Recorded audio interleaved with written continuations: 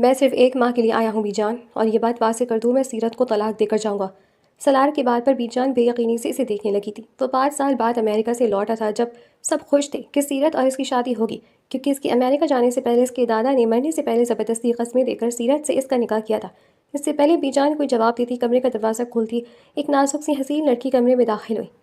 Be John please اجازت دے دینا، وہاں ساری لڑکیاں ہوں گی۔ وہ لڑکی بی جان سے مخاطب تھی، جبکہ سالار یکٹا سے دیکھے کیا، اور اس کی جاتے ہی بی جان نے مخاطب ہوا۔ یہ لڑکی کون تھی بی جان؟ وہ بے خودی میں پوچھ بیٹھا، اس بات سے بے خبر کہ وہ 5 سال پرانی وہی موٹی سیرت تھی جس سے وہ نفرت کرتا تھا، جو اب حسین ہو چکی تھی۔ سالار کے کچھ دوست آئے ہوئے تھے جن کی خاطر تواضع کے لیے سالار کچن کی طرف آتے ملازموں کو جلد از چائے لانے کا کہہ کر واپس ڈرائنگ روم کی طرف بڑھ گیا۔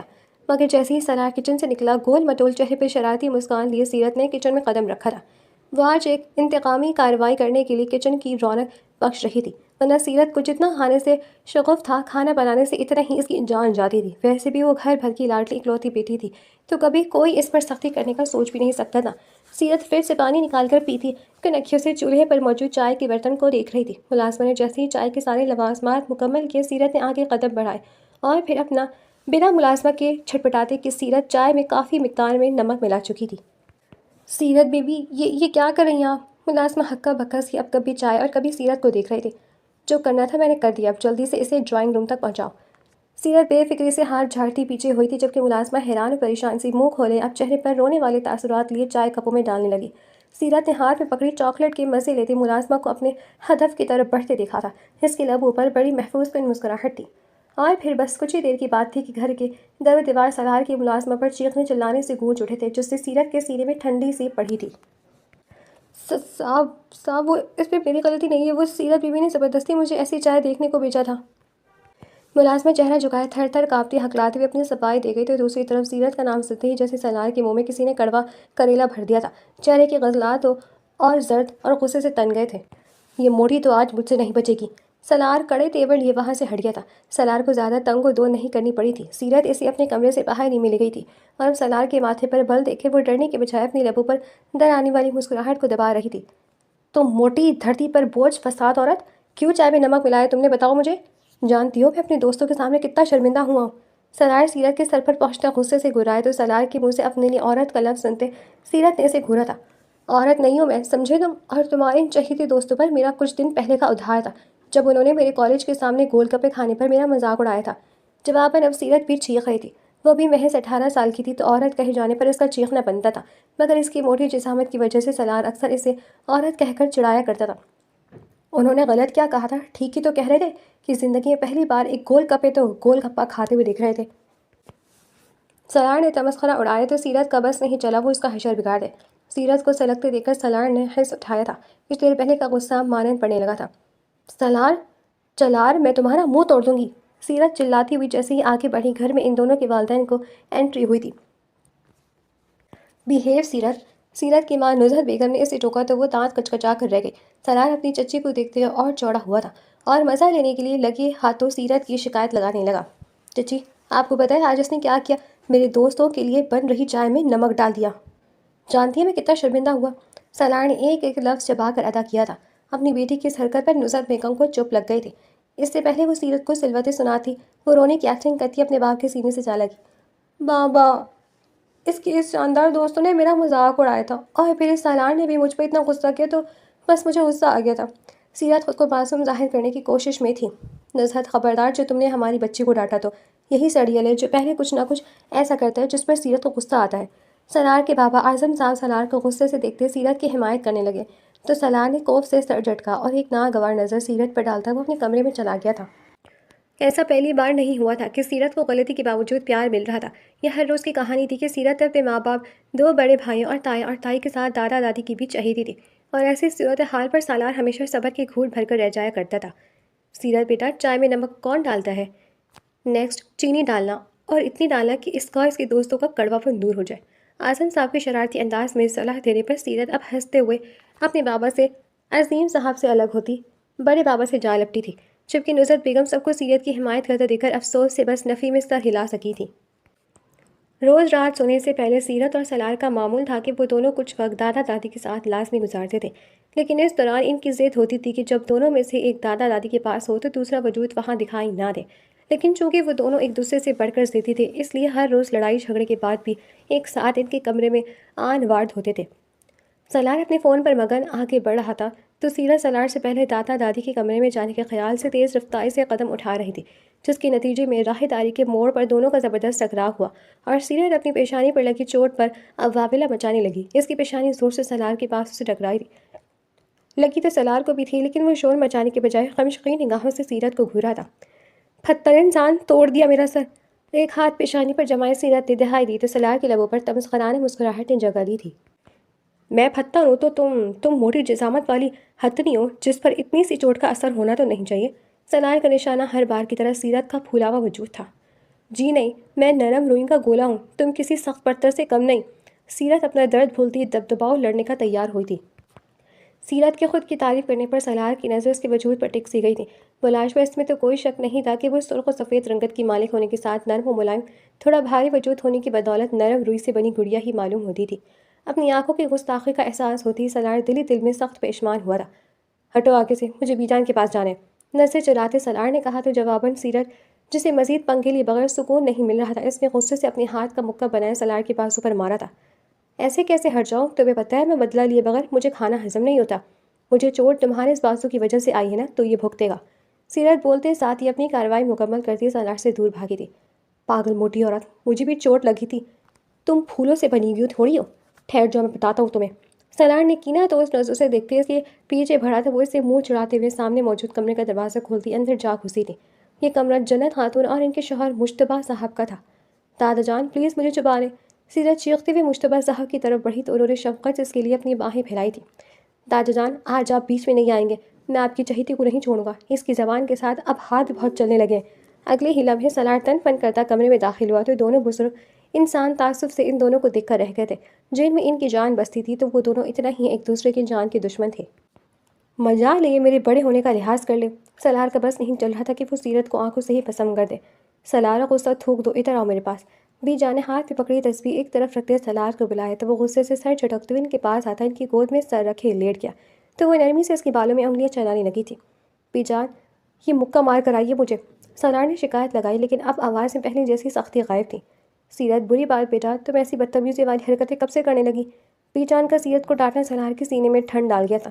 بیگم میری بچی پر غصہ نہیں کریں، یقیناً اس صاحب زادے نے پہلے ہی کچھ کہا ہوگا۔ مشتبہ صاحب جھٹ سیرت کی حمایت میں بول پڑے تو سلار نے ذرا کی ذرا اپنی آنکھیں کھولتے ایک تھیکی نظر ان دادا پوتی پر ڈالی تھی۔ ہم دونوں کا غلطی سے تصادم ہوا تھا، مگر نہیں، ان محترمہ کو تو بدلہ لینا تھا، اس لیے میرے بازو پر مکہ مارتے بھاگ گئی۔ سلار کی پوری بات بتانے پر کچھ دیر کے لیے مشتبہ صاحب خاموش بیٹھے سیرت کو دیکھنے لگے تو سیرت نے ہونٹ لٹکائے ان کی طرف دیکھا تو وہ سب بھولے تھے۔ ہاں تو بس بچی ہے، کیا ہوا، شرارت کر دی تو؟ مشتبہ صاحب جنت خاتون سے نظریں چرائے بولے تو سلار نے بی جان کی طرف دیکھتے آنکھوں سے انہیں اشارہ کیا کہ دیکھ لیں اپنے شوہر کے الفاظ۔ بی جان جو سمجھ نہیں آئی کہ وہ اب کیا ہی بولیں، کیونکہ وہ بخوبی جانتی تھی کہ ذرا سے سخت الفاظ کے استعمال پر سیرت بی بی نے آنکھوں میں آنسو لاتے ناراضگی کا اظہار کرتے کمرے سے چلے جانا ہے، اور وہ سیرت کو کبھی خود سے ناراض دیکھ نہیں سکتی تھی، لیکن اس کے ساتھ انہیں سلار بھی بہت پیارا تھا، اس لیے بعض اوقات وہ سیرت کو سمجھانے کی کوشش کر جایا کرتی تھی۔ وہ شاید سمجھ بھی جاتی جو اگر اسے مشتبہ صاحب کی حد سے زیادہ بے جا حمایت نہ ملتی۔ مشتبہ صاحب کی کئی برسوں سے اپنے دل میں پنپتی خواہش کو اپنی بیٹوں اور بہوؤں نے سامنے رکھا تو سب کے چہرے خوشی کے حساب سے چمک رہے۔ بابا آپ نے تو بھی دل کی بات کہہ دی، ہماری بچی ہماری آنکھوں کے سامنے رہے گی، ہمیں بھلا کیا چاہیے؟ اعظم صاحب مسرت سے بولے تو نزہت بیگم اپنی بیٹی کے روشن مستقبل کو سوچے دل سے خوش ہوئی تھی۔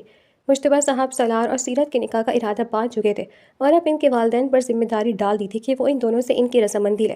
سیرت اپنی ماں اور بابا کے آگے خاموش اختیار کرتے اپنے سارے فیصلوں کا اختیار انہیں سونپتے ان کا مان بڑھا گئی تھی۔ اس کے ساتھ ہی سلار کا نام اپنے نام سے جڑنے کا سوچتے اس کے دل و دماغ کی دنیا بدلنے لگی تھی۔ ایک عجیب احساس میں گرفتار وہ لبوں پر شرمیلی سی مسکان لیے مستقبل کے سہانے خواب سجانے لگی تھی۔ وہیں دوسری طرف سب الٹا ہوا تھا کہ کیونکہ یہ جیسے ہی سلار کے سامنے سیرت کا نام رکھتے اسے ہمیشہ کے لیے اپنی زندگی میں قبول کرنے کا کہا گیا تو وہ ہتے سے ہی اکھڑ گیا تھا۔ بابا جان اور ماما جان، مجھے سیرت کسی طور اپنی بیوی کی حیثیت سے قبول نہیں۔ آخر آپ لوگ ایسا سوچ بھی کیسے سکتے ہیں؟ کہاں وہ ہر وقت کھانے پینے کی شوقین موٹی جسامت اور موٹے دماغ والی سیرت، اور کہاں میں خود کو مینٹین رکھنے والا؟ میری طرف سے صاف انکار ہے۔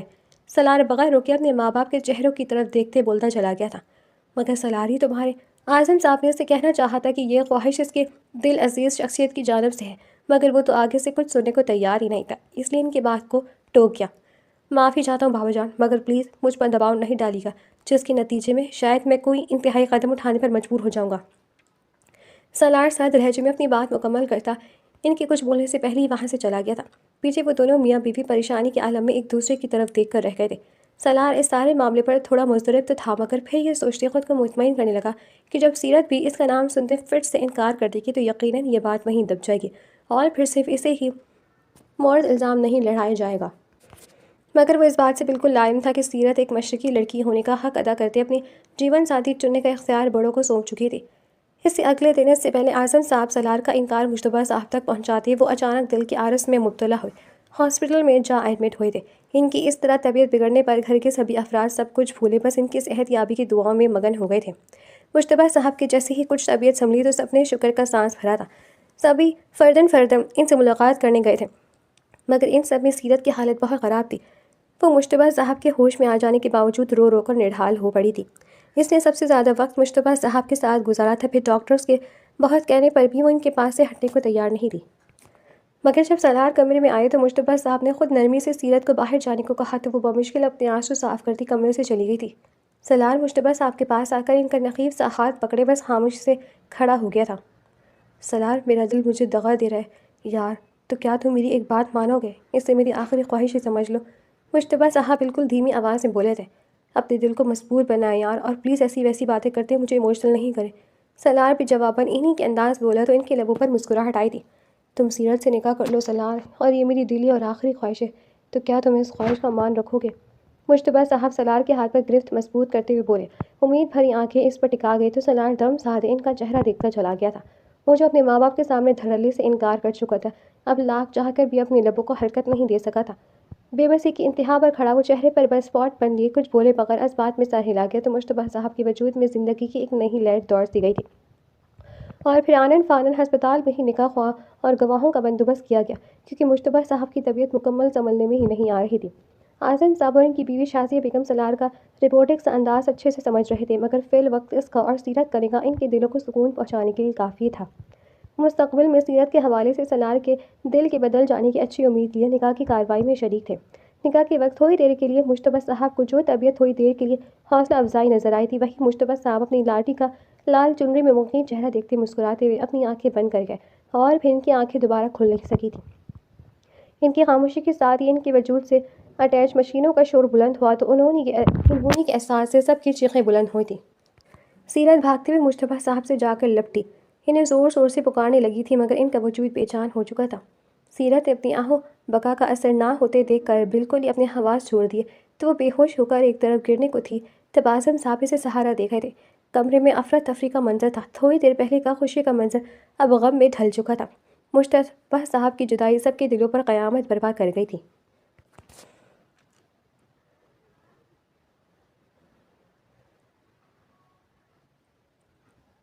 مشتبہ صاحب کے سوئم کے اگلے دن ہی سلار نے سب گھر والوں پر ایک اور بم پھینکا تھا کہ وہ ایک غیر معلوم مدت کے لیے یہ ملک چھوڑ کر جا رہا ہے۔ اعظم صاحب اور شازیہ بیگم غم کی تصویر بنے اپنے اکلوتے بیٹے کا چہرہ تکتے چلے گئے تھے، جو ان کے دکھ کا احساس کیے بغیر بس اپنے بارے میں سوچ رہا تھا، اور پھر سب کے لاکھ سمجھانے کے باوجود سلار اپنے ارادے سے پیچھے نہیں ہٹا تھا۔ مگر جیسے ہی یہ خبر سیرت تک پہنچی وہ غم میں ڈوبی خود کو سلار کے پاس جانے سے روک نہیں پائی تھی۔ مشتبہ صاحب کی وفات کے بعد سے سیرت کا ٹھکانہ بھی بی جان کا کمرہ بن چکا تھا، اور ایک سیرت کی اس کمرے میں موجودگی کی وجہ سے سلار بہت کم بی جان کے پاس آیا تھا۔ دادا جان کے بچھڑ جانے کا غم اور سیرت سے ناپسندگی کے باوجود نکاح سلار کا دل ہر طرف سے اجاڑ کر گئی تھی۔ یہی وجہ تھی کہ وہ بس ہر کسی سے کنارہ کشی کرنے کا سوچ چکا تھا۔ آنکھوں میں آنسو لیے کملائے سے چہرے کے ساتھ سیرت دروازہ نوک کرتی سلار کے کمرے میں داخل ہوئی تھی۔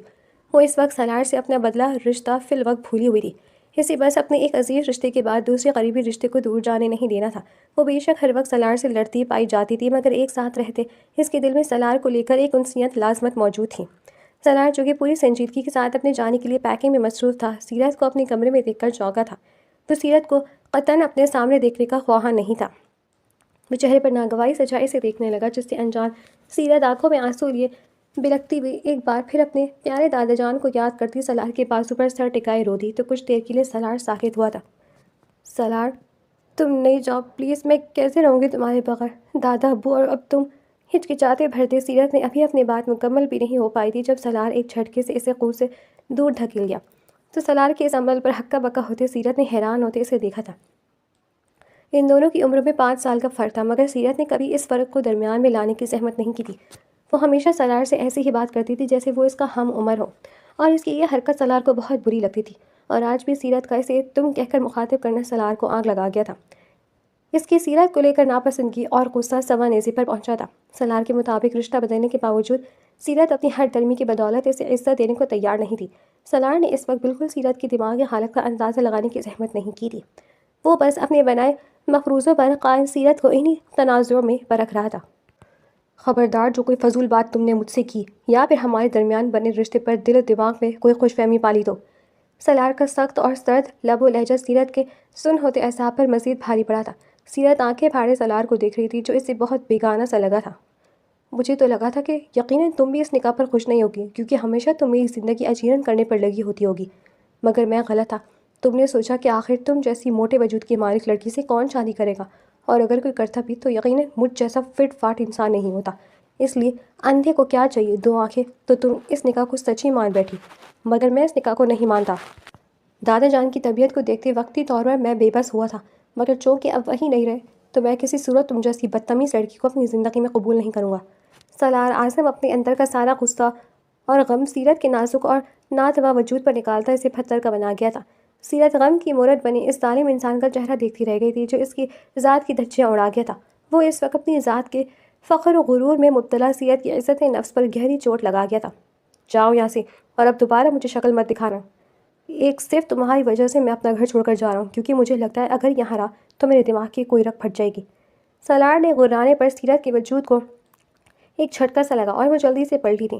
اس کے پورے وجود پر ایک لرزہ سا طاری ہوا تھا، اور وہ ڈولتے قدموں کے ساتھ جیسے ہی کمرے سے نکلی وہیں دہلیز پر کھڑی شازیہ بیگم کو کھڑے دیکھ کے سیرت مزید شرمندگی کے سمندر میں غرق ہوتی، اور ان سے آنکھیں ملانے کا جرانہ خود میں نہ پاتے وہ آج اپنے کمرے میں جا بند ہوئی تھی۔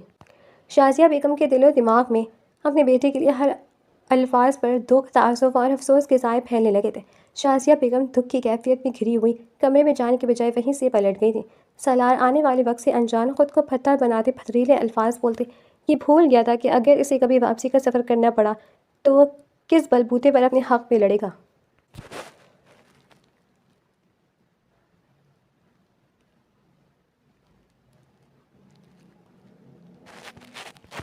سالار کو پاکستان سے گئے 5 سال کا عرصہ گزر گیا، اور اس 5 سال میں پہلے کے کچھ عرصے میں تو سالار اپنے ماں باپ تک سے رابطہ نہیں کیا تھا، مگر ہاں ایک بی جان سے وہ مسلسل رابطے میں تھا۔ ان سے وہ بس چند ایک بات کرتے کال کاٹ دیا کرتا تھا، جیسے وہ ان کی زبان سے واپسی کی فریاد نکلنے سے ڈرتا ہو۔ تھوڑا وقت بیتا تو ماں باپ کی یاد ستانے لگی اور وہ دل کے ہاتھوں مجبور ان سے رابطے کی کوشش کرنے لگا۔ تو تب اسے اندازہ ہوا کہ صرف وہی ان سے ناراض نہیں جتا رہا، بلکہ آگے سے ان کے والدین بھی اس سے بڑھ کر اس پر غصہ ہے اور اس سے بات کرنے کے قائل نہیں، اور اپنے والدین کے اس عمل نے سالار کو مزید باغی بنا دیا تھا۔ اس کے دل و دماغ میں یہی بات سما گئی تھی کہ اس کے ماں باپ کے سامنے اپنے اکلوتے بیٹے سے زیادہ اپنی بھتیجی سیرت عزیز ہے۔ سیرت پر بڑھتا غصہ اور نفرت سالار کو ہر وقت اسے سوچنے پر مجبور کرنے لگا تھا۔ وہ اس بات سے سرے سے انجان نہیں رہا کہ وہ لندن میں خود کو ہر وقت مصروف رکھنے کے دوران اپنی ناپسند ہستی کو پوری شدت و مدد سے یاد کرتے رکھتے ہوئے تھا، اور اس حد سے زیادہ نفرت اور غصے نے کب پسندگی اور عادت کا روپ دھارا سالار کو علم ہی نہیں ہو سکا، کیونکہ 5 سال کا عرصہ گزر جانے کے باوجود ظاہری طور پر تو وہ اب بھی موٹی جسامت والی سیرت کو دیکھنے کا اور اپنی زندگی میں قبول کرنے کا روا دوا نہیں تھا۔ پہلے 1-2 سال تو شازیہ بیگم سالار کی طرف سے اپنا دل سخت کیے رہی، مگر پھر ممتا کے ہاتھوں مجبور وہ سالار سے بات کرنے لگی تھی، مگر وہ بھی آخر کو سالار کی ماں تھی۔ سالار جتنا ان سے طویل بات کرنے کا خواہش مند ہوتا وہ اتنی مختصر بات کرتی تھی۔ آخر کار سالار 5 سال کے بعد اس نتیجے پر پہنچا کہ وہ کیوں اس بلا وجہ کی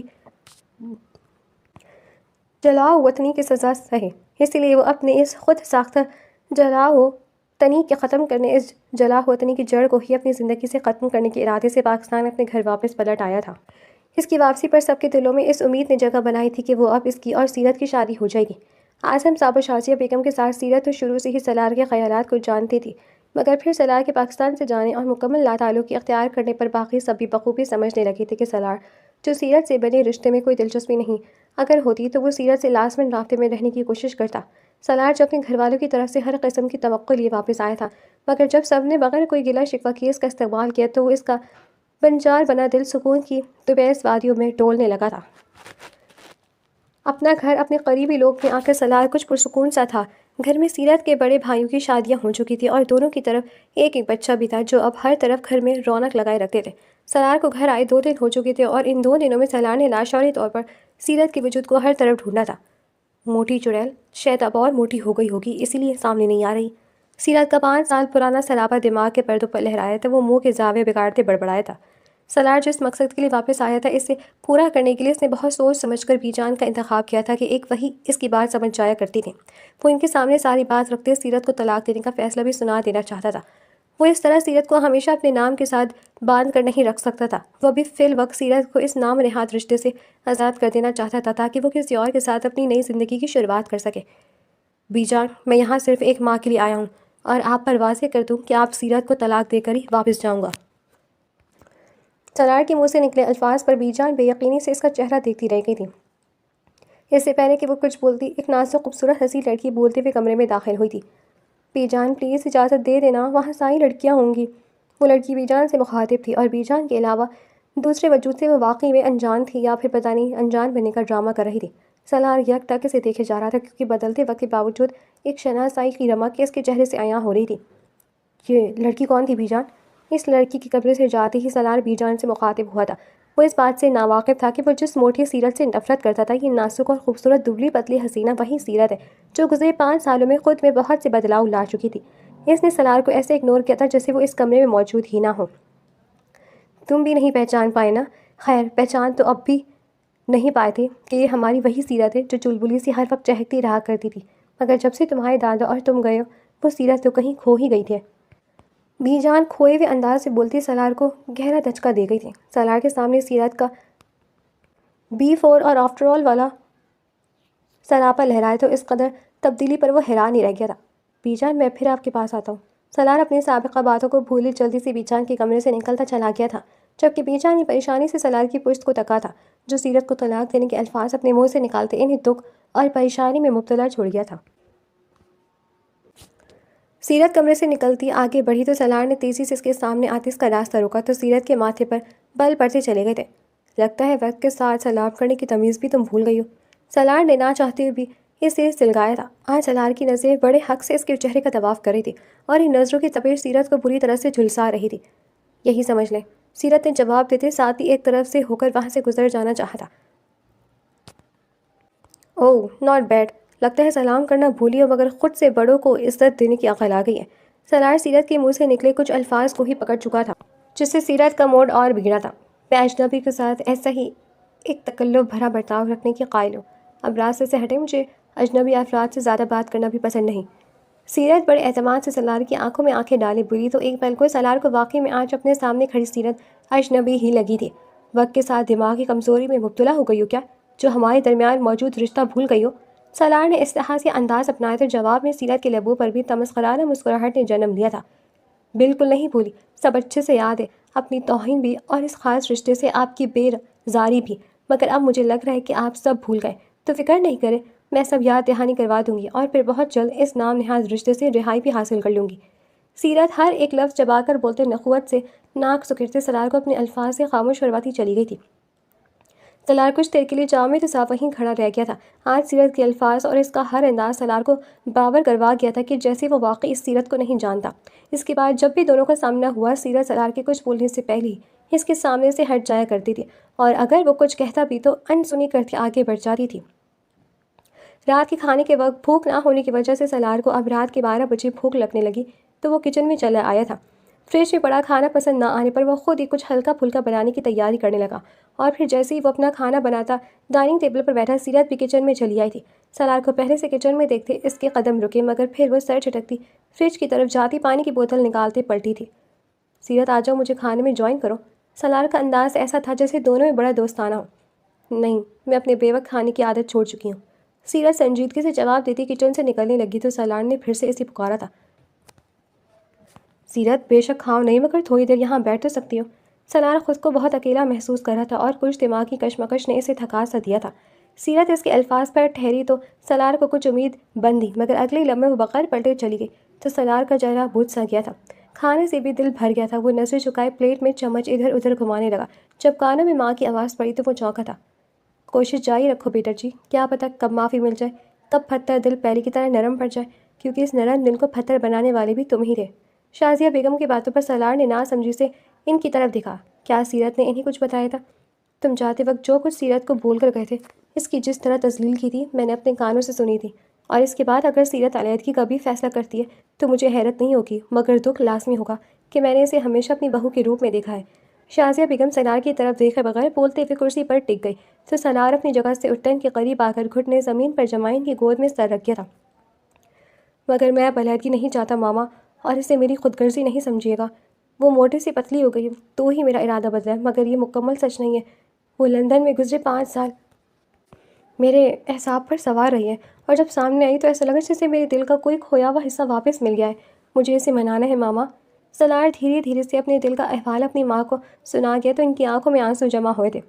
بس خود کو تھوڑا مضبوط کر لو کہ سیرت کے ٹوٹے ہوئے دل کو جڑنے میں وقت لگے گا۔ تمہاری توجہ اور تمہاری اس کی ارد گرد موجودگی اسے تمہیں قبول کرنے میں مددگار ثابت ہوگی۔ شازیہ بیگم نے اس کے بالوں میں ہاتھ چلاتے سے سمجھانے کے ساتھ خود بھی صدق دل کے ساتھ دعا کی تھی کہ ان کے بیٹے کو اس کی دل مراد مل جائے۔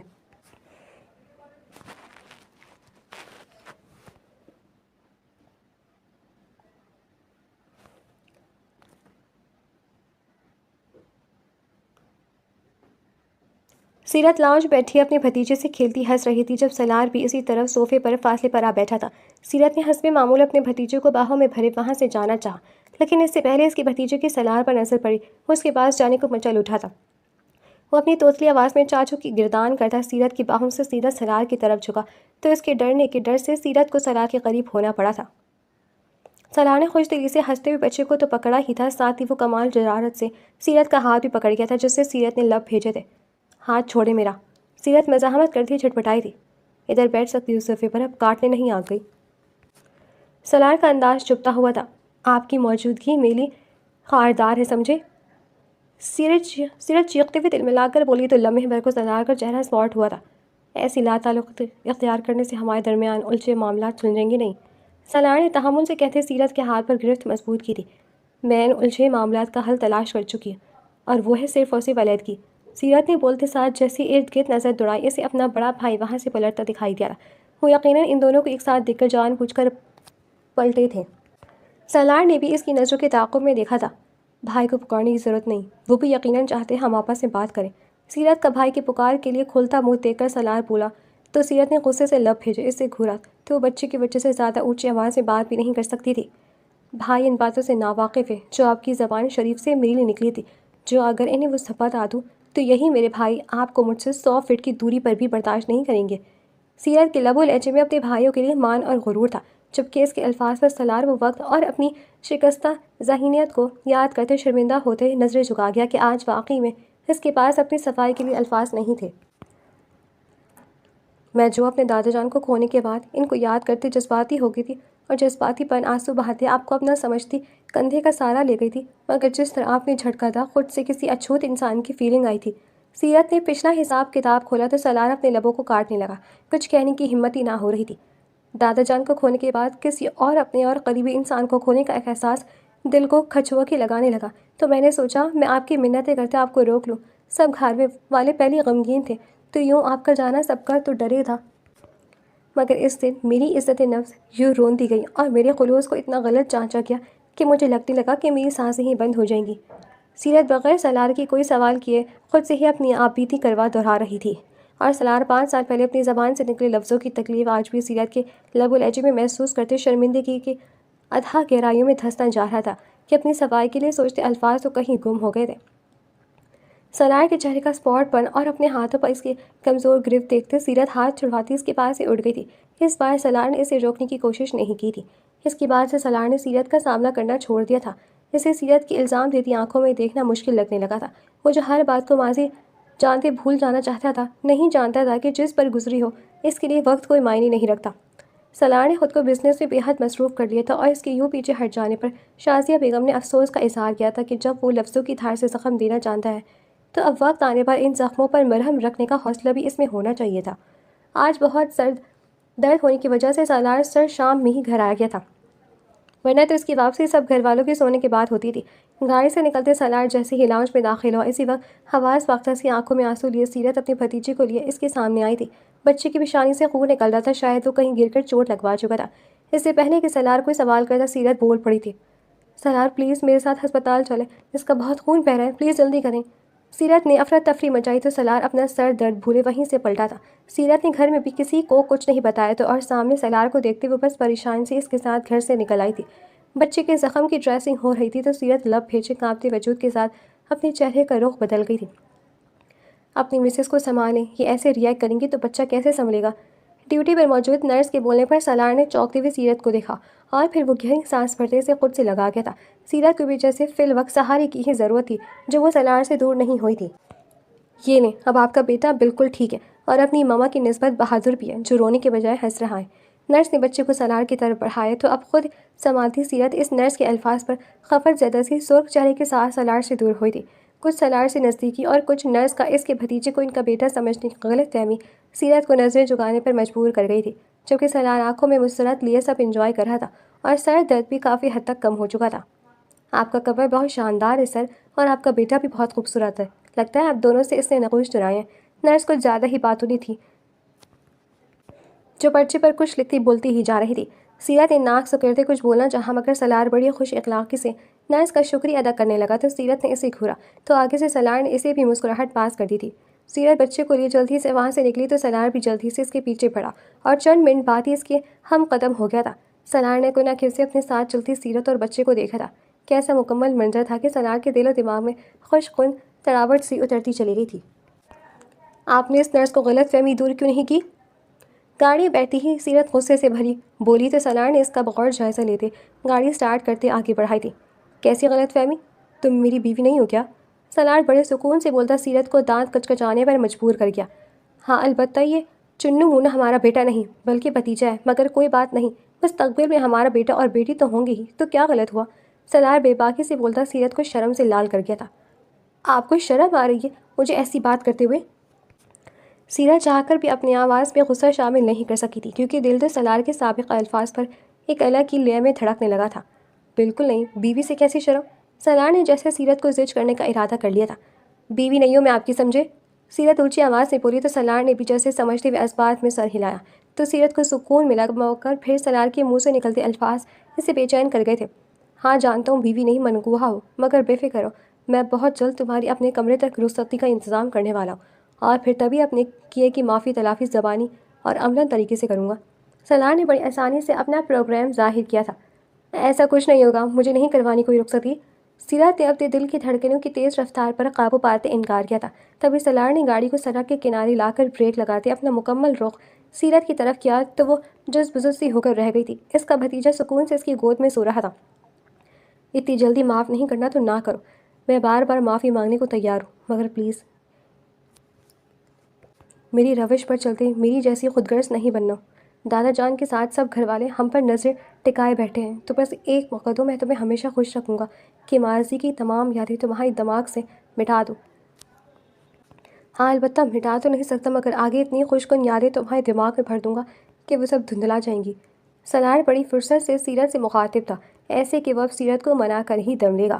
سیرت نے جھجکتے ہوئے اس کی آنکھوں میں موجود سچائی کو دیکھا تھا۔